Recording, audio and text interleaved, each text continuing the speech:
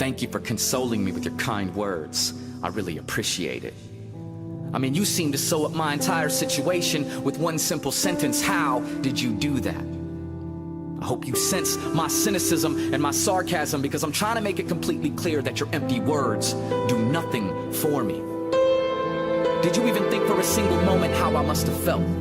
Or is what you said just another simple feel-good notch on your Bible belt?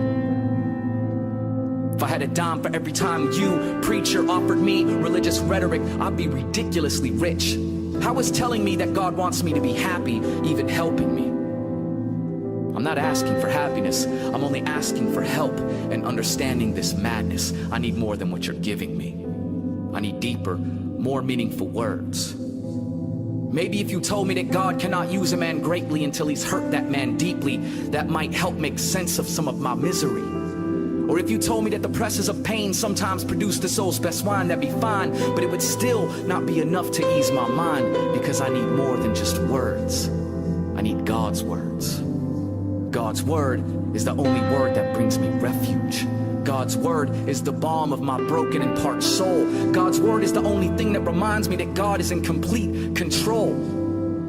I was never promised happiness in this life, but I was promised comfort. And at this stage in my life, the only source of comfort comes from Christ.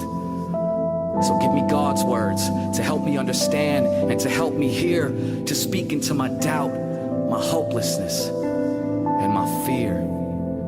Give me God's words, and let God be my refuge. Yeah. Just wanna dive in the beat, swim around in it. Let's rebel. I'm in rebellion.